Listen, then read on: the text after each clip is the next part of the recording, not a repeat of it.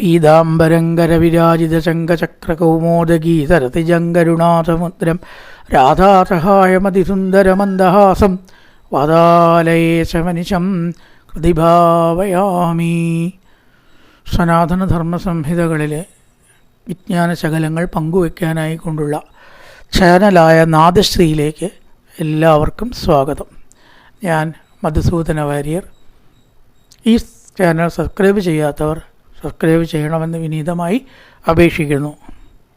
പ്രിയരെ, 5 വയസ്സ് മാത്രം പ്രായമായ ഭക്തനായിരിക്കുന്ന ധ്രുവൻ, അത്ഭുതബാലൻ എന്നൊക്കെ പറയാം, സർവേശ്വരനായിരിക്കുന്ന ഭഗവാനെ നാരദൻ്റെ ഉപദേശപ്രകാരം തപസ് ചെയ്യാൻ വേണ്ടി മധുവനത്തിലേക്ക് പോയ വരെയാണ് നമ്മൾ പറഞ്ഞു വെച്ചത്.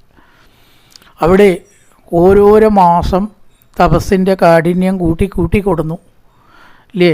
ആദ്യത്തെ മാസത്തിൽ വീണ് കിടക്കുന്ന പഴ കഴിച്ചത്, 2ാമത്തെ മാസത്തിൽ ഇലകൾ മാത്രമാണ് ഭക്ഷിച്ചത്, 6 ദിവസം ആവുകയും ചെയ്തു, ഇടവേള കൂടി. 3ാമത്തെ മാസം ഇലകൾ മാത്രം അതായത് വെള്ളം മാത്രം ഭക്ഷിച്ച് 9 ദിവസം കൂടും. 4ാമത്തെ ദിവസം കൂടുമ്പോൾ 12 ദിവസം കൂടുമ്പോൾ ഒരു ശ്വാസം എടുക്കും, ഇടവേള കൂടി, കനം കുറയുകയും ചെയ്തു. ഇതേപോലെ തന്നെ 5ാമത്തെ മാസമായപ്പോഴേക്കും വായുവിനെ ഭക്ഷിച്ചു. ആ വായുവിനെ അകത്ത് ഒതുക്കിയപ്പോൾ എല്ലാവർക്കും ശ്വാസതടസ്സം വന്നു. അവരെല്ലാം ഭഗവാനെ ആശ്രയിച്ചു. ഇതിന് പരിഹാരം കാണാൻ പറഞ്ഞു. ഭഗവാൻ ഗരുഡൻ്റെ പുറത്ത് കയറി ആ ധ്രുവൻ്റെ മുമ്പിൽ വന്നവരെയാണ് നമ്മൾ പറഞ്ഞു വെച്ചത്. ശംഖചക്രഗദാപത്മാദികളൊക്കെ ധരിച്ച് നീലമേഘശ്യാമള സ്വരൂപത്തോടു കൂടി തൻ്റെ ഭക്തനെ നോക്കി പുഞ്ചിരിച്ചു കൊണ്ടങ്ങനെ നിൽക്കുന്നത് കാണുകയാണ്. കണ്ണാട് തുറപ്പിച്ചു ഭഗവാനെ. തദ്ദർശനേനാഗത സദ്ദചക്ഷിതാഭവന്തതാംഗം വിനമയ്യദണ്ഡഭദ്രിഭ്യാം പ്രപശ്യൻ പ്രഭിബന്യവാർഭകചുംബന്യവാർത്തേന ഭുജേരിവാശ്ലിഷൻ. എന്തൊക്കെ ചെയ്യേണ്ടത് നിശ്ചയില്ല. ഭഗവാനെ കാണുമ്പോൾ കൈകൊണ്ട് ആശ്ലേഷണം ചെയ്യുക, അതായത് ആലിംഗനം ചെയ്യണോ, കണ്ണുകൊണ്ടിങ്ങനെ കോരി കുടിക്കണ പോലെ അബാധ ചുവടിങ്ങനെ നോക്കി താൻ ജീവിതത്തിൽ ആദ്യമായിട്ടാണ് ഭഗവാനെ കാണുന്നത്. അങ്ങനെ ശംഖു കൊണ്ട് ആ കവിളത്തെ അങ്ങോട്ട് വരച്ച് തലോടിയപ്പോൾ ധ്രുവനെ സ്തുതിക്കാനുള്ള കഴിവ് തന്നെ ഉണ്ടായി എന്ന് പറയാണ്. ധ്രുവൻ എന്താ സ്തുതിച്ചത്? യോന്തപ്രവിശ്യ മമ വാചമിമാം പ്രസുപ്താം സഞ്ജീവയത്യഖില ശക്തിധരസ്വധാംനാം അന്യാം ചകർത്തചരണശ്ചവണത്വഗാദീൻ പ്രാണാം നമോ ഭഗവതേ പുരുഷായ തുഭ്യം. ഭഗവതത്തെ ശ്ലോകം ഇങ്ങോട്ട് കേട്ടാണ്ടല്ലോ, അതന്നെ കേമെന്ന് തോന്നും അല്ലേ. ഇങ്ങനത്തെ ശ്ലോകമൊന്നും നമ്മൾ എവിടെയെങ്കിലും കേട്ടിട്ടുണ്ടോ? ഞാൻ കേട്ടില്ല കേട്ടോ. ഇവിടെ പറയണം, ഏതൊരു ഭഗവാനാണ് മേ അന്തപ്രവിശ്യ, എൻ്റെ ഉള്ളിൽ പ്രവേശിച്ചുകൊണ്ട് ഉറങ്ങിക്കിടക്കുന്നതായ വാക്കുകളെ പുറത്തേക്ക് സ്തോത്രമാക്കിയിട്ട് പ്രകാശിപ്പിക്കുന്നത്. മാവ് പൊങ്ങുമോ ഭഗവാന്റെ സങ്കല്പമില്ലെങ്കിൽ? ഒറ്റ അക്ഷരം പറയാൻ പറ്റില്ല. അപ്പോൾ എല്ലാം പറയിപ്പിക്കണത് ആരാണ്? ആ ഭഗവാനാണ്. ഇനി വാക്കിനെ മാത്രമാണോ? അല്ല. അന്യം ചകർത്തചരണശ്ചവണത്വഗാദീൻ. കൈ ഇളകണം എന്നുണ്ടെങ്കിൽ അല്ലേ, അല്ലെങ്കിൽ വിളിച്ചാൽ നമുക്ക് ചിലപ്പോൾ കൈ ഇളകില്ല. കൈ ഇങ്ങനെയൊക്കെയാണ് അവിടെ നിൽക്കും. അങ്ങനെ സൂക്കിടേണ്ട അല്ലേ. തിരുനാവായ മൂസിൻ്റെ അടുത്ത് ഒരു സ്ത്രീ ഇങ്ങനെ ആയിട്ടാണ് ചെല്ലണം, കൈ കീഴ്പ്പെട്ട് താഴണില്ല. അപ്പം അദ്ദേഹം എന്ത് ചെയ്തു അറിയോ? സ്ത്രീയെ നിർത്തിയിട്ട് ആ സ്ത്രീയുടെ വസ്ത്രം അഴിച്ചു. എന്താ കാണിക്കണേ വെച്ചിട്ട് സ്ത്രീ കൈയ്യണ്ട് താത്തി പൊക്കോളൂ എന്നും പറഞ്ഞു. കൈ താണു, കാരണം റിഫ്ലക്സ് ആക്ഷൻ്റെ താണപ്പോൾ. അപ്പോൾ ഈ കൈ ഉണ്ടല്ലോ പൊന്തണു താഴണു. ഇപ്പം നമ്മൾ വല്ലതും അറിയുണ്ടോ? ഭഗവാന്റെ ഒരു ചെറിയ വിചാരം ഉണ്ട്, അങ്ങനെ ആക്കിയ കൈ താഴത്തേക്ക് വരില്ല എന്ന് പറയാനാ ഇത് പറഞ്ഞത്. ഹസ്തചരണശ്രവണത്വഗാദീൻ. കാലുകൊണ്ട് നടക്കാൻ പറ്റുമോ? നടക്കാണ്ടേവാൻ ഒരു ബുദ്ധിമുട്ടും ഇല്ലല്ലേ. വാതരോഗം വന്നാൽ മതിയേ. പിന്നെ ചെവിക്ക് കേൾക്കാനില്ലേ, എത്ര ആൾക്കാർ എന്ന് പറഞ്ഞ് നോക്കണം. നമുക്ക് എപ്പോഴാണ് അത് വരിക എന്നറിയോ? അപ്പോൾ ചെവി അതിൻ്റെ പ്രവൃത്തി നടത്തണോ? അതുപോലെ തന്നെ കണ്ണ് കാണുന്നുണ്ട്, വായിക്കാനും പറയാനും സജ്ജനങ്ങളെ കാണാനും ഇപ്പം നമുക്ക് കഴിവുണ്ട്. അടുത്ത നിമിഷം സാധിക്കുമോ എന്ന് പറയാൻ പറ്റില്ല. കണ്ണിൻ്റെ ഉള്ളിൽ ദേവത തൊഷ്ടാവാണ്. ആ തൊഷ്ടാവുള്ളിടത്തോളം മാത്രമേ നമുക്ക് കാണാൻ പറ്റൂ. ആ തൊഷ്ടാവിനെ ആരാ അവിടെ കൊണ്ടേ നിർത്തണ? സർവേശ്വരനായിരിക്കുന്ന ഭഗവാൻ. അതുകൊണ്ട് സർവേശ്വര, വാക്കുകളെ കൊണ്ട് അങ്ങേ സ്തുതിക്കാൻ, വാക്കുകളെ പ്രകാശിപ്പിക്കുന്നതും കാലിന് നടക്കാനും കൈയിന് പ്രവർത്തിക്കാനും കണ്ണിന് കാണാനും ചെവിക്ക് ശ്രവണശക്തി ത്വക്കിന് സ്പർശശക്തി എല്ലാം നൽകുന്നതായിട്ടുള്ള ഭഗവാനെ അങ്ങേക്ക് നമസ്കാരം. ശരീരത്തെ മുഴുവൻ പ്രവർത്തിപ്പിച്ചുകൊണ്ടിരിക്കുന്ന അന്തര്യാമിയായിരിക്കുന്ന ഭഗവാന് നമസ്കാരം എന്ന് പറഞ്ഞിട്ടാണ് ധ്രുവൻ തുതി തുടങ്ങിയത്. ഏകത്വമേവ ഭഗവന്നിതമാത്മശക്തിയാമായാഖ്യയോരു ഗുണയാ മഹദാത്യശേഷം സൃഷ്ട്വാനുവിശ്യ പുരുഷത്തതസദ്ഗുണേഷു താനേവ ദാരുഷു വിഭാവസുവത് വിഭാസി. സർവേശ്വര, എന്തായാലും അതിൻ്റെയൊക്കെ അർത്ഥമാണ് പറയാൻ തുടങ്ങിയാൽ മണിക്കൂർ കണക്കിന് പറയാം. ഏകനായിരിക്കുന്ന അങ്ങ്, സത്യത്തിൽ അങ്ങ് ഏകനാണ് ഈ ലോകത്തിൽ മുഴുവൻ. തൻ്റെ ശക്തി കൊണ്ട് മായയെ ആശ്രയിച്ച് എല്ലാ ചരാചരങ്ങളുടെ ഉള്ളിലും കടന്നുകൂടി ഇതിനെ പ്രവർത്തിപ്പിക്കുന്നുണ്ട്. തൂണായാലും തുരുമ്പായാലും പുല്ലായാലും പുഴുവായാലും അതിൻ്റെ ഉള്ളിൽ ആരുണ്ട്? ഭഗവാനുണ്ട്. ആലോചിച്ച അത്ഭുതമല്ലേ? എന്നിട്ട് അതിനെയൊക്കെ പ്രവേശിപ്പിക്കുന്നു. എന്നാൽ ഈ നാനാത്വം ഭഗവാനുണ്ടോ? ജന്തുക്കളുള്ളിൽ വിലസുന്നു പാർക്കിലി വിലസീടുന്നു പാർക്കിലിഹ. ഹരിനാരായണ അല്ലേ ഹരിനാമകീർത്തനത്തിൽ പറഞ്ഞിരിക്കണു, എല്ലാ ജന്തുക്കളുടെ ഉള്ളിലും സർവേശ്വര സൂത്രേ മണിഗണായിവ. ഗീതയിൽ സൂത്രേ മണിഗണായിവ. സൂത്രം എന്ന് പറഞ്ഞാൽ ചരട്, മംഗല്യസൂത്രം ചരടിലാണല്ലോ കിട്ടാം ആ സൂത്രം എന്ന് പറഞ്ഞത്. അവ തന്തൗ മണിപ്രകരഭേദങ്ങൾ പോലെ എന്തെന്തു ജാതീഹ നാരായണായ നമ. തന്തൗ മണിപ്രവരമേഘം എന്ന് പറഞ്ഞാൽ എന്താ അപ്പോൾ അതൊക്കെ ആണ് ഹരിനാമകീർത്തനം. ചിലപ്പോൾ നമുക്ക് തന്തു എന്ന് പറഞ്ഞാൽ നൂല്. ജീവജാലങ്ങളുടെ ഉള്ളിൽ ഒക്കെ ഭഗവാൻ നിൽക്കുന്നത് ഏതുപോലെയാണ്? ഒരു രത്നമാലയോ മുത്തുമാലയോ നൂല് കൊണ്ട് കെട്ടിയ പോലെ. ഇത്ര വേഗം കഴിഞ്ഞു ഉപമ. അനവധി മുത്തുകൾ ഒരു നൂല് കൂട്ടി ചോർത്താൻ എന്തായിട്ട് മാറും? ഒരു മാലയാവും ഇല്ലേ? അപ്പം ഇതിൽ മാലയെ മുഴുവൻ എല്ലാ മുത്തിനെയും ബന്ധിപ്പിച്ചതാണ് എന്ത്? ഒരൊറ്റ ചരടാണ്. ഒരു ചരടാണ് ഈ വിവിധ മുത്തുകളെ ബന്ധിപ്പിച്ചിരിക്കുന്നത്. ആ ചരട് രണ്ടറ്റം കൂട്ടിയിട്ട് പിടിച്ച് ആ മുത്തൊക്കെ പോരും ഇല്ലേ? തേപോലെ ആലോചിച്ച് നോക്കൂ, പ്രപഞ്ചത്തിലെ സർവ്വ ചരാചരങ്ങളിലും നൂലിട്ട് കോർത്ത പോലെ ആരുണ്ട്? ഭഗവാന്റെ തന്തൗ മണിപ്രവരഭേദങ്ങൾ പോലെ. ഒരൊറ്റ സൂത്രമാണ് ഭഗവാൻ. ഭഗവാൻ എന്ന് പറയുന്ന ചരടാണ് ഈ ലോകത്തിലുള്ള സർവ്വചരാചരങ്ങളെയും ബന്ധിപ്പിച്ചിരിക്കുന്നത്. ഞാനൊരു ഉദാഹരണം പറഞ്ഞു, വിഭാവസുവത് വിഭാസി. അഗ്നി ശരിക്കും പറയുകയാണെന്ന് വെച്ചാൽ ഒറ്റ ഒന്നേ ഉള്ളൂ അല്ലേ? പക്ഷെ അതന്നെയാണ് കത്തിയിട്ട് വിവിധമായിട്ട് മാറുന്നത്.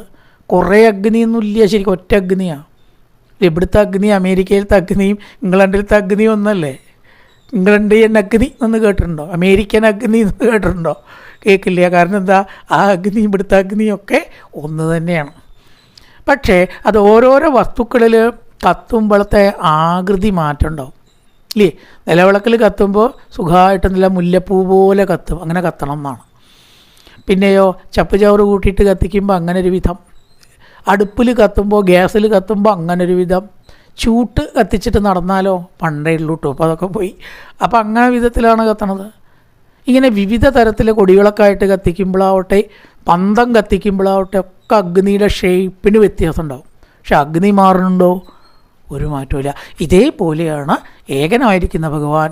ആനയിലാവുമ്പോൾ ചിഹ്നം വിളിക്കും, ശ്വാവിലാവുമ്പോൾ ഭൗഭൂ എന്ന് കരയും, പൂച്ചയിലാവുമ്പോൾ മിയോ എന്ന് കരയും, ആടിലാവുമ്പോൾ ബേ എന്ന് കരയും. ഇനി വിവിധ വസ്തുക്കളാവുമ്പോൾ അതാതിൻ്റെ രൂപത്തെ കൊടുക്കുന്നു എന്നേ ഉള്ളൂ. പക്ഷേ ഇതെല്ലാം സർവേശ്വര ഒരൊറ്റ ആത്മാവായ അങ്ങാണ്. അങ്ങ് തന്നെയാണ് സർവ്വചരാചരങ്ങളുടെയും ഉള്ളിൽ അഗ്നി വിവിധ വസ്തുക്കളിൽ വിവിധ ആകൃതിയിൽ പ്രകാശിക്കുന്നത് പോലെ പ്രകാശിക്കുന്നത്. ഇനി എല്ലാ ശ്ലോകവും ചെല്ലണില്ല. തത്തയാ വൈണയേതമചട്ടപിച്ചം തത്ത പ്രഭുത്തൈവനാഥ ഭവ പ്രപന്ന. ഏതെങ്കിലും തരത്തിലൊരാൾക്ക് ഈശ്വരനിൽ ഭക്തി ഉണ്ടായാൽ എന്താണ് ഗുണം? ഈശ്വരനെ പറ്റി ഉണ്ടെങ്കിൽ അവിടെ ഇരുന്നോട്ടെ, നമുക്ക് എന്താണെന്ന് ചിന്തിക്കല്ല. അതിന് ഗുണമുണ്ടോ? തീർച്ചയായിട്ടും. സുത്ത പ്രബുദ്ധൈവനാഥ ഭവ പ്രപന്ന. ഈ പ്രപഞ്ചം സൃഷ്ടിക്കണം എന്ന് വിചാരിച്ചിട്ട് ബ്രഹ്മാവിന് തീരെ സാധിച്ചില്ല. ഒരു ഘട്ടത്തിൽ ഒന്നും അറിയില്ല എന്താ ഉണ്ടാക്കേണ്ടതിൽ. അങ്ങനെ ഭഗവാനെ പ്രസാദിപ്പിച്ചപ്പോഴോ എത്ര വേഗം കഴിഞ്ഞു സൃഷ്ടി. ഈശ്വരാനുഗ്രഹം ഉണ്ടെങ്കിൽ ഈ ലോകത്തിൽ ഒന്നും തന്നെ അസാധ്യമല്ല. അതില്ലെങ്കിലോ എത്ര ശക്തിയും ബുദ്ധിയും സ്വാധീനവും ധനവും ഉണ്ടായിട്ട് കാര്യം അനങ്ങാൻ പറ്റില്ല. അതിനുവേണ്ടി അത് പറഞ്ഞത് സർവേശ്വര ബ്രഹ്മദേവന് ലോകം 14 ലോകമാണ്, ഒന്നും രണ്ടൊന്നുമില്ല, സൃഷ്ടിക്കാനുള്ള കഴിവ് അങ്ങ് നൽകിയില്ലേ. അങ്ങനത്തെ അങ്ങയെ ആശ്രയിച്ച് ഭജിച്ചാൽ ഇവിടെ നീ എന്താണ് ആൾക്കാർക്ക് പറ്റാത്തത്? എല്ലാറ്റിനും പരിഹാരമാണത്. അങ്ങനെ ആ ഈശ്വരനെ ശരിക്കും പറയുകയാണെങ്കിൽ പലതും സാധിക്കുമെങ്കിലും എന്താണ് ഭഗവാനിൽ നിന്ന് നമ്മൾ നേടേണ്ടത്? അവിടെയാണ് അപവർഗ്യ ശരണം. എന്ത് വേണമെങ്കിലും കിട്ടുമെന്ന് പറഞ്ഞതുകൊണ്ട് യഥാർത്ഥ അറിവുള്ള ഭക്തൻ അതൊന്നും ചോദിക്കണില്ല. അതൊക്കെ ഇന്നുണ്ടായിട്ട് നാളെ ഇല്ലാണ്ടാവണതാണ്. അപ്പം എവിടേക്കാ ലക്ഷ്യം? അപവർഗ്യം എന്ന് പറഞ്ഞാൽ മോക്ഷം, സർവ്വസംസാരത്തിൽ നിന്നുമുള്ള ശാശ്വതമായിരിക്കുന്ന മുക്തിയാണ് അറിവുള്ള ഒരാൾ അങ്ങയോട് ചോദിക്കുക. അല്ലാതെ നിസ്സാരമായിട്ട് ഇന്നുണ്ടായി നാളെ കാണാണ്ടാവുന്ന വസ്തുക്കളെ മുമ്പിൽ വന്നിട്ട് ദൈവം എന്താ വേണ്ടത് ചോദിച്ചാൽ അവൻ ചോദിക്കുന്നില്ല. അതുകൊണ്ട് സർവേശ്വര, മോക്ഷത്തിനാസ്പദമായിരിക്കുന്ന അങ്ങയെ അതിനു വേണ്ടി തന്നെയാണ് അറിവുള്ളതായിരിക്കുന്ന ഒരു വിദ്വാൻ ഭജിക്കുന്നതും ഭജിക്കേണ്ടതും. പിന്നെ 100 കാര്യങ്ങൾ വേണമെന്ന് നമ്മൾ ഭഗവാൻ അമ്പലത്തിൽ പോയിട്ട് ചീട്ടാക്കുന്നുണ്ടല്ലോ. മംഗല്യ പുഷ്പാഞ്ജലി, ഉദ്യോഗ മുട്ട, വാഹന മുട്ട, കാടാമ്പുഴയെന്ന് പോയി നോക്കൂ. വാഹനത്തിൻ്റെ നമ്പർ അടക്കം ദേവിക്ക് പറഞ്ഞു കൊടുക്കും. KLE ഇത്ര വാഹന മുട്ട ടീം ആലോചിച്ച് നോക്കൂ. എന്തൊക്കെ കാര്യങ്ങളാണ്. വിദേശയാത്രാ മുട്ട്, മംഗല്യമുട്ട്, ആ മുട്ടായി, ഗൃഹനിർമ്മാണ മുട്ട്, കർമ്മമുട്ട്, ആരോഗ്യമുട്ട്, ഒക്കെ കൂടി ഒരൊറ്റ മുട്ട് പോരെ. ആലോചിച്ചു. മുട്ടിറക്കണേനെ കളിയാക്കല്ല കേട്ടോ. ഇത് പേര് പറഞ്ഞിട്ടൊന്നും ആവശ്യമില്ല. ദേവിക്ക് നമ്മുടെ എല്ലാതും അറിയാം. ഒറ്റ മുട്ട് നേരെയുണ്ട് അർത്ഥം ഒരു സർവ്വമുട്ട് എന്ന് പറഞ്ഞിട്ട് അതിലെല്ലാം പെട്ടില്ലേ. എന്താ മനുഷ്യനത് ആലോചിക്കാത്ത? നൂനമ്പിമിട്ടമതയത്തവമായയാതേ. മായ ദേവിക്കൊറ്റ വിട്ടുപോയാലോ? ദേവിക്ക് വിട്ടുപോവുക. ആ മായ നമ്മളെ ബാധിച്ചു. അതുകൊണ്ട് എന്താ ഈ പേര്? അവിട്ടം നക്ഷത്രം എന്നത് ഇല്ലേ? പേരിനാൾ ഇവിടുന്ന് സൂതരൻ അവിട്ടെന്ന് പറഞ്ഞിട്ടാണ് മുട്ടുവിളിക്കണത്. വണ്ടിയുടെ നമ്പറും കൂടി പറഞ്ഞു കൊടുക്കും. എന്താ കാരണം? മായ. നമുക്ക് മായ ബാധിച്ച് നമുക്കിതൊക്കെ മറക്കും, മാറും ചെയ്യും. അയ്യോ, അയാളുടെ പുഷ്പാഞ്ജലി ഞാൻ ഇയാൾക്ക് കഴിച്ചു കിട്ടുമോ? നമുക്ക് മാറും, ഭഗവാന് മാറുമോ? അപ്പം നമ്മുടെ ദൃഷ്ടിയിലാണ് നമ്മളെന്ത് കാണുന്നത്? ഭഗവാനെ കാണും. ഇത്രയും ആൾക്കാർ വരുമ്പോൾ ഭഗവാനൊറ്റ മാറിപ്പോയാലോ? അതന്നെ മായ. അതുകൊണ്ട് സർവീശ്വര, ആ മായ ഒന്ന് എന്നെ ബാധിക്കാതെ ഉയർത്തി തരണം. എനിക്കത് വേണം, അല്ലെങ്കിൽ ഞാൻ അങ്ങയെ മറക്കും എന്ന് പറയണം. എന്നിട്ടോ ആ പാദപത്മത്തിൽ ഉള്ള ഭക്തി ഉണ്ടാവാൻ ഏറ്റവും നല്ല മാർഗം എന്താ? ഇപ്പം നമ്മൾ ചെയ്യുന്ന കഥാശ്രവണേന ഹാസ്യാത്. നല്ല ഭക്തന്മാരൊക്കെ ധാരാളം കഥ കേട്ടവരാവും. നല്ല വക്താക്കളൊക്കെ പറയണവർ ഒരു കാലത്ത് കഥ കേട്ടവരാവും. കേൾക്കാതെ കണ്ടാരും ഭക്തി ഉണ്ടാക്കണില്ല. അതുകൊണ്ട് സർവേശ്വര, അങ്ങയുടെ കഥാശ്രവണനാമ സങ്കീർത്തനാദികളിലൊക്കെ എനിക്ക് എപ്പോഴും ആസക്തി ഉണ്ടാവണേ. ഇതൊക്കെ മടുപ്പാണ്, അതൊന്നും വയ്യായി, എന്തിനാപ്പം ഇത് കേൾക്കണതൊക്കെ വിരസമാണ്, അങ്ങനെ ഒരു തോന്നലുണ്ടാവരുതേ പറയുക. ഭക്തന്മാർക്കല്ലേ ഭഗവാന്റെ കഥ എത്ര കേട്ടാലും എത്ര പാടിയാലും മതിയാവില്ല. അതേവരും രുചിരം നവം നവം.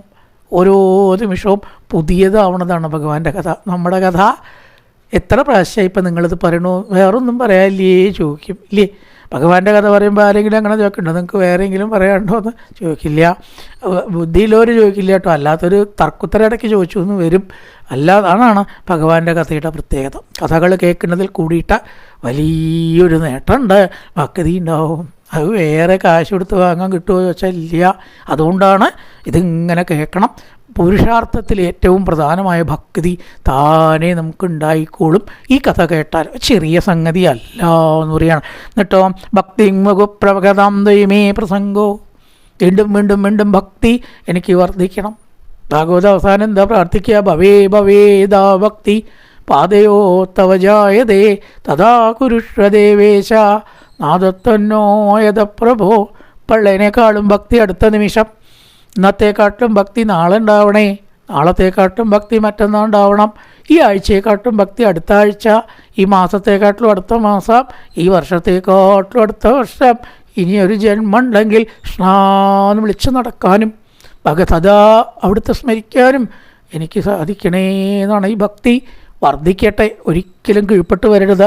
ഭക്തി മുഖപ്രവഗതാം ദൈമേ പ്രസംഗോ ഭൂയാദനന്ദമകഥാം അമലാശയാനാം നേനാഞ്ചതോൽപ്പണമൊരു വ്യതനം ഭവാബ്ദിം നേഷ്യേ പവത്ഗുണകഥാമൃതപാനപത്ത. അവിടുത്തെ കഥയാകുന്ന ആ ഒരു ലഹരി പിടിപ്പിക്കണ വസ്തു എന്ന് പറയാം. ലഹരി എന്ന് പറഞ്ഞപ്പോൾ ലഹരി വിരുദ്ധ അല്ലേ പ്രഖ്യാപനങ്ങളും ലഹരി വിരുദ്ധ പ്രസ്ഥാനങ്ങളും നടന്നുകൊണ്ടിരിക്കുക. ഒരു ലഹരിയാവാം. എന്താണത്? ഭക്തിയാകുന്ന ലഹരി, ശിവാനന്ദ ലഹരി അല്ലേ, അതുപോലെ സൗന്ദര്യ ലഹരി, ഈ രണ്ട് ലഹരി. ശിവനെ പറ്റി ഭക്തിയിൽ അങ്ങോട്ട് ആറാടിയ പിന്നെ എന്തൊക്കെയാണ് ചെയ്യാൻ നിശ്ചയമുണ്ടോ? കടന്നുരുളലും പല ചേഷ്ടകളും കാണിക്കും. ആ ലഹരി ആവാം എന്നാണ്. അപ്പോൾ ആ ഒരു ലഹരി സദാ എനിക്ക് ഉണ്ടാകണമേ. ഭക്തിയാകുന്ന ലഹരി, ഭാഗവതമാകുന്ന ലഹരി, നാരായണീയമാകുന്ന ലഹരി തലയ്ക്ക് പിടിക്കട്ടെ. എന്നാൽ പിന്നീട് ഒരിക്കലും എനിക്ക് ലഹരി ഉണ്ടാവില്ല, മായ ഉണ്ടാവില്ല. അതുകൊണ്ട് സർവേശ്വര ആ ഭക്തി എനിക്ക് തരണം. അതിനെന്താ വേണ്ടത്? കഥകൾ കേൾക്കുക. സ്ഥിര്യങ്ങതൃപദേവദൈത്യമർത്യാദിപരിചിതം സരസത് വിശേഷം. എങ്ങനത്തെ കഥകളാ? മത്സ്യാവതാരം, കൂർമാവതാരം, നരസിംഹാവതാരം, ശ്രീകൃഷ്ണാവതാരം, ശ്രീരാമാവതാരം, സർവേശ്വര. അത്തരത്തിലുള്ള കഥകൾ വീണ്ടും വീണ്ടും പാടാനും ഭക്തി വർദ്ധിക്കാനും എനിക്ക് ഇടവരണേന്ന് അതിനുള്ള സാധ്യത എനിക്കുണ്ടാവണം. അങ്ങനെ ഈ കൽപ്പാന്തകാലം മുഴുവൻ കഴിയുമ്പോൾ ഈ പ്രപഞ്ചത്തെ തൻ്റെ ഉള്ളിൽ ഒതുക്കും ഭഗവാൻ. വീണ്ടും അടുത്ത സൃഷ്ടിക്കാലം വരുന്ന സമയത്ത് പുറത്തേക്ക് വിടുന്നു. സൃഷ്ടിത്തിരി സംഹാരങ്ങൾ അനായാസേന ചെയ്യുന്നു ഭഗവാൻ. നമ്മൾ ഈ ശ്വാസം എടുത്ത് ഉള്ളിലേക്ക് എടുത്ത് പുറത്തേക്ക് വിടണ പോലെ. ഇതിനൊരു പ്രയാസമുണ്ടോ?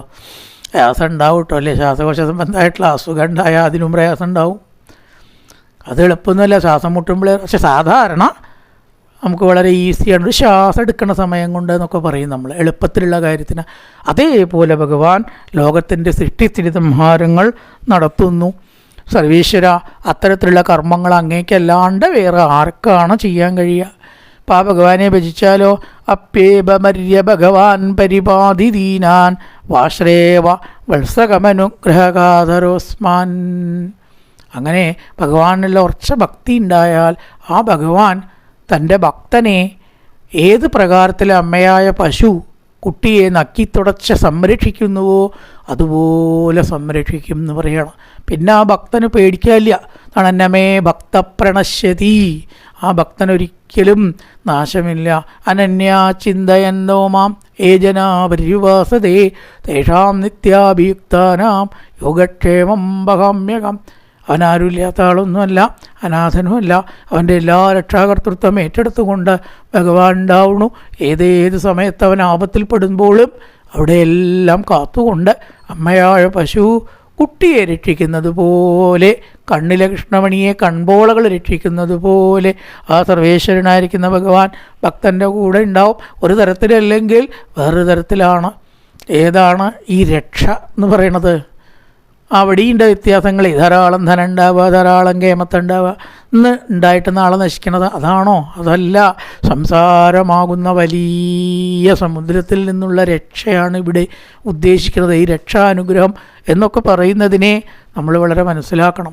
ഭൗതികമായിരിക്കുന്ന നേട്ടങ്ങളല്ല, അതൊക്കെ ഇന്നുണ്ടായിട്ട് നാളെ ഇല്ലാണ്ടാവണതാണ്. ഒരിക്കലും നശിക്കാത്ത അറിവ്, ഭഗവാനോടുകൂടി ഇതൊക്കെ നിസ്സാരമാണ് എന്ന ആ ഒരു ബോധം, അതാണ് ഭഗവാൻ ഭക്തന് കൊടുക്കുന്ന ഏറ്റവും വലിയ അനുഗ്രഹം. എന്നോട് കുറേ ആൾ ചോദിച്ചിട്ടുണ്ട്, നിങ്ങളിപ്പോൾ എത്ര കാലം ഭാഗവതം വായിച്ചിട്ട് എന്തുണ്ടാക്കി? പൈസ എത്ര ഉണ്ടാക്കി എന്നാണ് ഉദ്ദേശം, എന്തുണ്ടാക്കി എന്നാൽ വേറെ ചില ആൾക്കാരുണ്ട് കേട്ടോ. അതുകൊണ്ട് കാറ് വാങ്ങി, ബംഗ്ലാവ് ഉണ്ടാക്കി. ഞാൻ പറഞ്ഞു അവർക്ക് എന്ത് കിട്ടിയെന്ന് എനിക്കറിയില്ല. വേറൊരു കാര്യം എനിക്ക് കിട്ടിയിട്ടുണ്ട്. എന്താ അറിയോ? നിങ്ങൾ പറഞ്ഞ ഇതൊക്കെ ഉണ്ടാക്കിയിട്ടുള്ള സാധനങ്ങളുണ്ടല്ലോ, ഇത് ഇന്നുണ്ടായിട്ട് നാളെ ഇല്ലാണ്ടാവണതാണെന്നും ശാശ്വതമല്ല എന്നും ഒരു ബോധം എനിക്ക് കിട്ടിയത്. എന്താ ചോദിച്ചാൽ അതാ കിട്ടിയിരിക്കണം, അല്ലാണ്ട് വേറൊന്നുമില്ല. അത് വലിയൊരു കാര്യമാണ് അല്ലേ? ആരൊക്കെ എന്തൊക്കെ ഉണ്ടാക്കിക്കോട്ടെ, നമ്മളെന്തൊക്കെ ഉണ്ടാക്കിക്കോട്ടെ, ഇത് നമ്മൾ പോകുമ്പോൾ കൊണ്ടുപോകും. ആ ഒരു അറിവ് കിട്ടുകയാണ്. ഇതന്നെ ഭഗവാന്റെ അനുഗ്രഹം. അതറിയണം. ഇതറിയാണ്ട് വേറെ എന്തുണ്ടായിട്ട് വല്ല കാര്യമുണ്ടോ? ആണ് ശരീരം കളത്രം ധനം ബന്ധുവർക്കം വയസ്യംഭുവം. ശങ്കരാചാര്യർ അല്ലേ വിഷ്ണു ഭുജംഗപ്രയാദത്തിൽ പറയും, ശരീരമാവട്ടെ ഭാര്യയാവട്ടെ ശ്മശാനം വരെ വരുള്ളൂ. നമ്മൾ പോകുമ്പോൾ 4 ദിവസം ദുഃഖിച്ചിരിക്കാൻ, 5ാമത്തെ ദിവസം TV ഓൺ ചെയ്യും ഇല്ലേ? ഏതായാലും ദുഃഖമാണ്, കുറച്ച് കാണുക, അത്രയേ ഉള്ളൂ. ലോകത്തിൻ്റെ വഴിക്ക് പോകും. എല്ലാം ശാശ്വതമല്ല. ആ ഒരു അറിവ് ഭക്തന് ഭഗവാൻ നൽകും. അതന്നെയാണ് ഏറ്റവും വലിയ അനുഗ്രഹം, സംശയമൊന്നുമില്ല. ബാക്കിയൊക്കെ ഇവിടെ ഇട്ട് പോകേണ്ടതാണ്. ഈ അറിവ് നമുക്ക് അങ്ങോട്ടും കൊണ്ടുപോകാൻ കിട്ടുന്നതാണ്. അതാണ് ഭഗവാൻ ഭക്തന് കൊടുക്കുന്ന ഏറ്റവും വിലപ്പെട്ട അനുഗ്രഹം. അതാണ് നമ്മൾ മനസ്സിലാക്കേണ്ടത് എന്നർത്ഥം. അങ്ങനെ 36,000 വർഷം രാജ്യം ഭരിക്കാനുള്ള ഒരനുഗ്രഹമാണ് ധ്രുവന് ഭഗവാൻ കൊടുത്തത്. എന്തായാലും രാജാവണം, നീ രാജാവിൻ്റെ പുത്രനാണ്, മടിയിലിരിക്കണം, ഇതൊക്കെ അല്ലേ ആഗ്രഹിച്ചത്. ധ്രുവ, നീ രാജാവാവും, നീ എന്താ വേണ്ടത്? രാജാവായി 36,000 കൊല്ലം രാജ്യം ഭരിക്കാൻ വേണ്ടി അനുഗ്രഹിച്ച് ഭഗവാനോട് മറഞ്ഞു. അപ്പം ധ്രുവനോട് തോന്നി, ഭഗവാനോട് മോക്ഷമല്ലേ ചോദിക്കേണ്ടിയിരുന്ന? ഈ 36,000 കൊല്ലത്തെ പ്രാരബ്ധം കസേലയുടെ മുകളിൽ കയറുമ്പോഴല്ലേ അറിയുള്ളൂ അതിൻ്റെ ആ കുരിശ്. ഒന്നും വേണ്ടിയിരുന്നില്ല എന്ന് അവരൊക്കെ എങ്ങനെ ഉറങ്ങണം? ഇത്രയും ആൾക്കാരുടെ ചീത്ത കേട്ടിട്ട് ആരോപണങ്ങൾ, പ്രത്യാരോപണങ്ങൾ, ഭീഷണികൾ. എളുപ്പമൊന്നുമല്ല രാജഭരണി. പ്രധാനമന്ത്രി ഇങ്ങനെ വരുമ്പോൾ ഒക്കെ എക്സ്കോർട്ടൊക്കെ കാണുമ്പോൾ നല്ല ഗെയിമാ തോന്നും. അയാൾ എത്ര ദിവസമായിട്ടുണ്ടാവും സുഖമായിട്ട് ഉറങ്ങിയിട്ടെന്ന് ചോദിച്ചാൽ നെഗറ്റീവായിട്ടിരിക്കും ഉത്തരം. അപ്പോൾ അത് വേണ്ടിയിരുന്നില്ല എന്നൊരു തോന്നൽ ധ്രുവൻ. അതാണ് ഭക്തിയുടെ ഏറ്റവും വലിയ നേട്ടം. ഇതൊന്നുമല്ല എനിക്ക് വേണ്ടിയിരുന്നത്, പോട്ടെ, ഏതായാലും ഭഗവാൻ പറഞ്ഞ സ്ഥിതിക്ക് കുറച്ച് ഭരിക്കാണ്ടിരുന്നാലും പറ്റില്ല. പുണ്യപാപങ്ങൾ അനുഭവിച്ച് തന്നെ തീരേണ്ടതാണ്. ചീത്ത കാര്യങ്ങൾ അത്രയും പാപം ആയിട്ട് ഫലമായിട്ട് അനുഭവിക്കണം. അപ്പം നമ്മളൊരു കഷ്ടം അനുഭവിക്കുമ്പോൾ ആരെയും കുറ്റം പറയണ്ട. നമ്മളതാണ് മനസ്സിലാക്കുക. ഭാര്യയാവട്ടെ ഭർത്താവട്ടെ, അന്ന് നിങ്ങൾ താലി കെട്ടിയ മുൽക്കാണ് എൻ്റെ കഷ്ടകാലം. അതിനെന്താ കാരണം? നല്ലൊരാളെ കിട്ടിക്കൂടെ? അവനവൻ്റെ കർമ്മമാണ് അവനവന് ഈ ഒരു അവസ്ഥയിൽ എത്തിയിരിക്കുന്നത്. തിരിച്ചു അതെ, എൻ്റെ കഴുത്തിൽ താലി കെട്ടിയ മുൽക്കാണ് എൻ്റെ കഷ്ടകാലം. അങ്ങനെ ഒരാളുടെ കഴുത്തിൽ താലി കെട്ടാൻ എന്താ കാരണം? ഇയാൾ ചെയ്ത കർമ്മം. അതിന് മറ്റൊരാളെ കുറ്റം പറഞ്ഞിട്ട് കാര്യമുണ്ടോ? ഒരു കാര്യമില്ല. ഇതാണ് നമ്മൾ സത്യത്തിൽ ഈ ആത്മീയം കൊണ്ടൊക്കെ മനസ്സിലാക്കുന്നത്. നമ്മുടെ കർമ്മമാണ് നമ്മൾ അനുഭവിക്കുന്നത്. എന്തായാലും ആ ധ്രുവൻ സന്തോഷത്തോടു കൂടി നാട്ടിലേക്ക് വന്നു. സുരുചിക്കൊക്കെ വളരെ സന്തോഷമായി. എല്ലാവരും ആ ധ്രുവനെ അംഗീകരിച്ചു. കുറേ കഴിഞ്ഞ് രാജ്യസിംഹാസനമായിട്ട് അങ്ങനെ ഭരിച്ചു. അനവധി കാലത്തിന് ശേഷം മാത്രമാണ് ധ്രുവ നക്ഷത്രമായിട്ട് ഇപ്പോഴും ആകാശത്ത് അങ്ങനെ തോന്നുന്നു. അവസാന കാലത്ത് മോക്ഷം കിട്ടിയെന്ന് പറയുകയാണ്. കാരണം എന്താ വെച്ചാൽ അതിന് യമൻ വന്നു. ഈ മരണസമയത്ത് യമൻ വരണം എന്നാ. യമൻ വന്നിട്ട് ധ്രുവനെ തൊടാൻ നോക്കിയപ്പോൾ അവിടെ വിഷ്ണുദൂതന്മാർ വന്നിട്ട് പറഞ്ഞു, എന്താ നിങ്ങളുടെ വട്ടം ചോദിച്ചു. അല്ല, മരിക്കുമ്പോൾ ഞങ്ങളല്ലേ കൊണ്ടുപോകാൻ പറ്റില്ല, അത് ഇവിടെ പറ്റില്ല പറഞ്ഞു. എന്താ നിങ്ങളിങ്ങനെയൊക്കെ പറയണം? അതോ ഇവൻ ഭഗവാനെ തപസ് ചെയ്തിട്ടുള്ള ആളാണ്, അങ്ങനത്തെ ആൾക്കാരുടെ മേലെ നിങ്ങളുടെ കയ്യാങ്കളി പറ്റില്ല, മാറി നിൽക്കിങ്ങടെന്ന് പറഞ്ഞു. അതാണ് യവനെ പോലും ധ്രുവൻ ഭക്തി കൊണ്ട് തോൽപ്പിച്ചു എന്ന് പറഞ്ഞത്. ഈ തൊടണമെന്ന് നിർബന്ധം വച്ചാൽ ധ്രുവൻ നിങ്ങളെ ഇങ്ങോട്ട് തൊടും. ഒരു കാര്യം ചെയ്യൂ, വിമാനം കൊണ്ടിട്ടുണ്ട് വൈകുണ്ഠത്തിലേക്ക് ധ്രുവന് പോകാനേ, അതിലേക്ക് കോണി ഞങ്ങൾ കൊടുത്തിട്ടില്ല. നിങ്ങളവിടെ നിന്നിട്ട് നിങ്ങളുടെ തലയിൽ ചവിട്ടിയിട്ട് വേണം ധ്രുവന് ഞങ്ങളുടെ വിമാനത്തിൽ കയറാൻ. നിൽക്കിനെ അവിടെ യമദൂതന്മാർ നിവൃത്തിയില്ല, വിഷ്ണുദൂതന്മാരെ അനുസരിച്ചു എന്നാണ്. ആ തലയിൽ ചവിട്ടിയിട്ടാണ് ധ്രുവൻ വിമാനത്തിൽ കയറി വൈകുണ്ഠത്തിലേക്ക് പോയത്. മൃത്യുവിനെ ജയിക്കാൻ ഭക്തിക്ക് മാത്രമേ കഴിയൂ. അങ്ങനെ മരണത്തെ പോലും ധ്രുവൻ ശുദ്ധമായിട്ടുള്ള ഭക്തി കൊണ്ട് ജയിച്ചു എന്നും പറഞ്ഞിട്ടാണ് ധ്രുവൻ്റെ ചരിതം താൽക്കാലികമായിട്ട് അവസാനിക്കുന്നത്. ഇങ്ങനത്തെ ധ്രുവചരിതം ഞായറാഴ്ച ദിവസങ്ങളിലൊക്കെ ചൊല്ലിയാൽ വളരെ നല്ലതാണ്. കേൾക്കുക, പറയുക ഒക്കെ ചെയ്താൽ സർവ്വമംഗളങ്ങളും ഉണ്ടാവും എന്നും പറഞ്ഞ് താൽക്കാലികമായിട്ട് അറിയിച്ചു. ഇനി ആ ധ്രുവൻ്റെ ഒരു ഉത്തരചരിതമുണ്ട്, 2-3 അധ്യായം. അത് നമുക്ക് വേറൊരു ഭാഗത്താവാം. കായേന വാചാ മനസേന്ദ്രിയർവാ ബുദ്ധ്യാത്മനാ വാ പ്രകൃതേ സ്വഭാവാൻ കരോതി യത്യർത്ഥകലം പരസ്മൈ നാരായണായേതി സമർപ്പയാമി. ഓം പൂർണ്ണമദ പൂർണ്ണമിദം പൂർണ്ണാൽ പൂർണ്ണമുദച്യതേ പൂർണ്ണസ്യ പൂർണ്ണമാദായ പൂർണ്ണമേവാവശിഷ്യതേ. ഓം ശാന്തി ശാന്തി ശാന്തി. ഹരി ഓം ശ്രീ ഗുരുഭ്യോ നമഃ. ഹരി ഓം.